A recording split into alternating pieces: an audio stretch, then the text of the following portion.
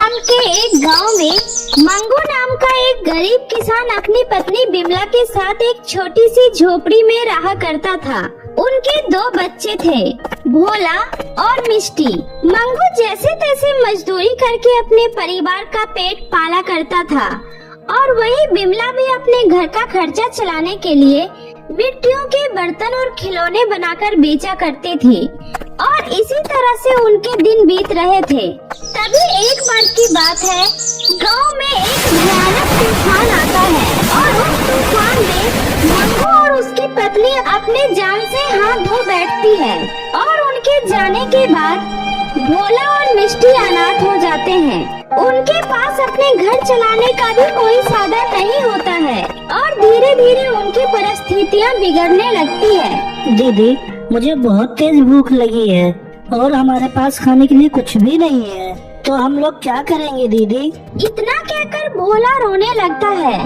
उसी समय मिष्टी कहती है, भोला, इस तरह हिम्मत नहीं हारते, मैं हूँ ना तुम्हारे साथ। मैं तुम्हारे लिए कहीं न कहीं से खाना लेकर आती हूँ, तुम मेरा यही इंतजार करो।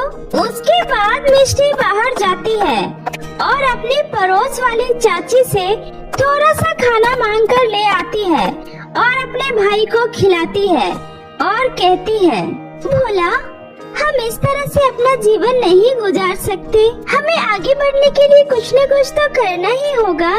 क्यों ना मैं भी माँ की तरह मिट्टी के बर्तन बनाकर बेचूं? इस तरह से हमें कुछ पैसे भी मिल जाएंगे और हम लोग अपना घर भी चला पाएंगे। हाँ दीदी, आप बिल्कुल सही कह रही हो। मैं भी आपके मिट्टी के बर्तन बनाने में मदद करूँगा। और उसके अगले दिन से मिष्टी मिट्टी के बर्तन बनाना शुरू कर देती है और भोला भी उसकी मिट्टी के बर्तन बनाने में मदद करता है। और जब वे लोग बाजार में उसे बेचने जाते हैं तो उनसे वह बर्तन कोई भी नहीं खरीदता है। ऐसे ही कुछ दिन बीत जाते हैं और उनके मिट्टी के बर्तनों की बिल्कुल भी बिक्री नहीं होती है। तभी एक दिन मिष्टी कहती है, सुनिए काका, आप हमसे ये मिट्टी के बर्तन खरीद लीजिए ना। हम दोनों ने 2 दिनों से कुछ नहीं खाया है और अगर आप लोग हमसे ये खरीद लेंगे तो हम आज खाना खा पाएंगे। अरे, मुझे नहीं चाहिए तुम्हारी मिट्टी के बर्तन, चल जा यहाँ से। अरे काका, एक बर्तन तो ले लीजिए ना। अरे, तुझे एक बार में बात समझ नहीं आती?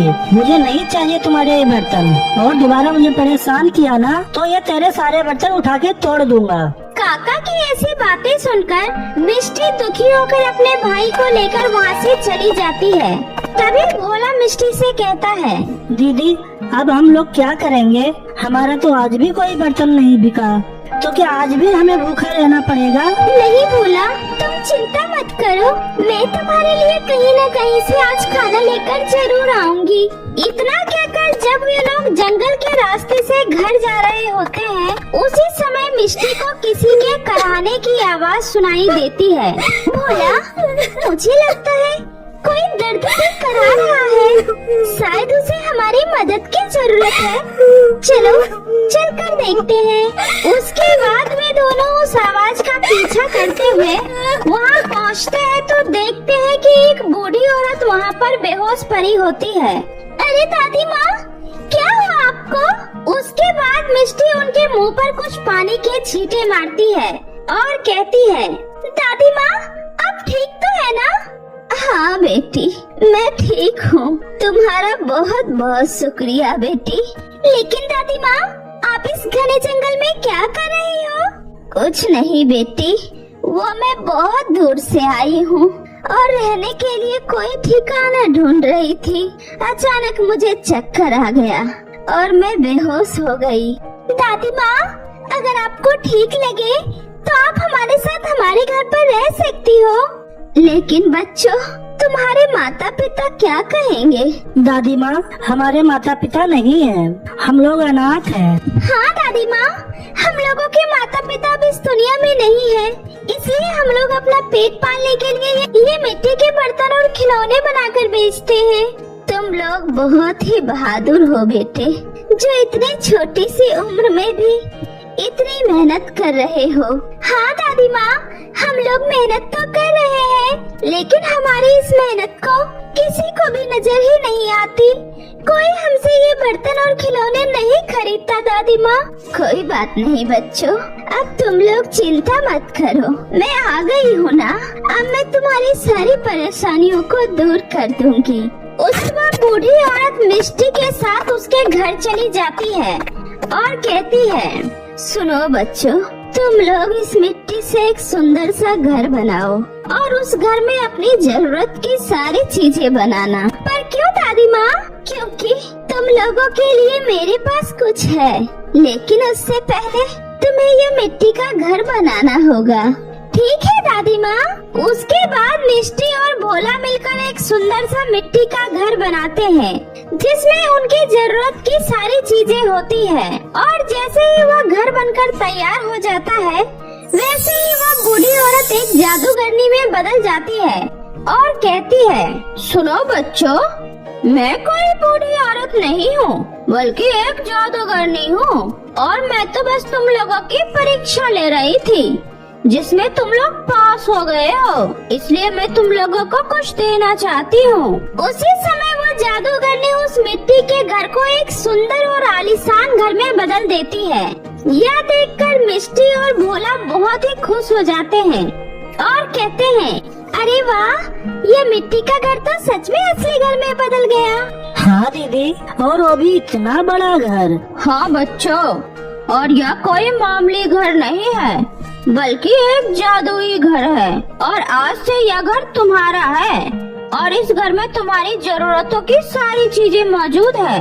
तुम लोगों को किसी तरह की कोई भी तकलीफ नहीं होगी। अब तुम लोग अपना जीवन खुशी खुशी व्यतीत कर पाओगे। आपका बहुत बहुत शुक्रिया जादूगरनी जी। उसी समय वो जादूगरनी वहाँ से गायब हो जाती है और मिष्टी और भोला उस घर में जाकर बहुत ही खुश होते हैं, क्योंकि वहाँ खाने पीने की और उनकी सारी जरूरत की चीजें मौजूद थी और अब उन्हें किसी चीज की कोई तकलीफ नहीं होती है। इस तरह से वे दोनों अनाथ बच्चे खुशी खुशी अपना जीवन उस घर में व्यतीत करने लगते हैं। जादुई मेकअप के कुएं का जादू। कन्हैया दास एक किसान था। वह दूसरे के खेतों में काम करके किसी तरह से अपना और अपने परिवार का गुजारा किया करता था। कन्हैया दास के परिवार में उसकी पत्नी राधा और उसकी एक प्यारी बेटी रानी रहती थी। कन्हैया दास दूसरे के खेतों में मजदूरी करके जो भी कमाते, उससे ही वो अपने परिवार वालों का पेट भर पाता था। कन्हैया दास की पत्नी राधा को मेकअप करने का बहुत ही शौक था, इसीलिए वह रोजाना अपनी बेटी को तैयार करती रहती थी। वह कभी उसका अलग अलग तरह का हेयर स्टाइल बनाती, तो कभी उसे बहुत अच्छे से तैयार करके बहुत सुंदर बना देती। तैयार होकर रानी जब खुद को आईने में देखती तो बहुत ही खुश हो जाती। अरे वाह माँ, आपने तो मुझे एकदम राजकुमारी बना दिया। मेरी बेटी किसी राजकुमारी से कम थोड़ी ना है। एक दिन कन्हैया दास जब अपनी बेटी रानी को देखते हैं तो बोलते हैं, अरे रानी बेटी, आज तो तुम बहुत सुंदर लग रही हो और आज ये तुम्हारा हेयर स्टाइल भी बहुत अच्छा लग रहा है। पापा, लग रही हो ना मैं एकदम राजकुमारी? मुझे मेरी प्यारी माँ ने तैयार किया है। रानी की बात सुनकर कन्हैया लाल अपनी पत्नी राधा से कहते हैं, अरे राधा, तुमने इतना अच्छा मेकअप करना कहाँ से सीखा? वो क्या है ना जी, मुझे बचपन से ही दूसरों का मेकअप करना और हेयर स्टाइल बनाने का बहुत ही ज्यादा शौक था। मैंने ये सब YouTube पर वीडियो देखकर सीखा है। अच्छा है, चलो बहुत भूख लग रही है, खाना लगा दो। एक दिन की बात है, कन्हैया दास जब खेतों में काम कर रहे थे, तभी एक जहरीले सांप ने आकर कन्हैया दास को काट लेता है और कन्हैया दास की वहीं पर मृत्यु हो जाती है। कन्हैया दास के यूं अचानक दुनिया से चले जाने से राधा और रानी को बहुत ही ज्यादा दुख होता है। कुछ दिनों तक तो यूं ही चलता रहा, लेकिन फिर धीरे धीरे करके उनके घर का सारा राशन खत्म हो गया। यह देखकर रानी अपनी माँ से कहती है, माँ आप चिंता मत कीजिए, मैं हूँ ना, मैं आपको कभी कोई तकलीफ नहीं होने दूंगी। पिताजी की जगह खेतों में काम करने मैं जाऊंगी। मैंने पिताजी के साथ रहकर खेती करना सीखा था। वो जमींदारनी चाची मुझे अपने खेतों में काम करने के लिए बुला भी रही थी। मैं उनसे बात कर लेती हूँ और आज से ही काम पर जाना शुरू कर देती हूँ। मुझे माफ कर दे बेटी, मैं एक माँ होकर भी कुछ नहीं कर पा रही हूँ। मैंने भी सेठानी प्रेमलता से बात कर ली। कल से मैं भी उसके घर झाड़ू पोछे का काम करने जाया करूँगी। दोनों मिलकर कमाएंगे तभी तो गुजारा हो पाएगा। और फिर उस दिन के बाद से रानी खेतों में काम करने लगी और उसके माँ राधा दूसरे के घरों में काम करने लगी। एक दिन रानी खेतों में काम कर रही थी, तभी उसे जोरों की प्यास लगी और वह पानी पीने के लिए कुएं के पास गई। रानी कुएं से पानी भर ही रही थी कि तभी रस्सी टूट गई और बाल्टी कुएं के अंदर पानी में गिर गया। हे भगवान, यह क्या हो गया? यह बाल्टी तो पानी में गिर गई। अगर जमींदारनी को इस बारे में पता चला फिर तो वो मुझे काम से निकाल देगी और मुझे मेरा पगार भी नहीं देगी। मुझे यह बाल्टी कैसे भी करके कुएं से बाहर निकालना होगा।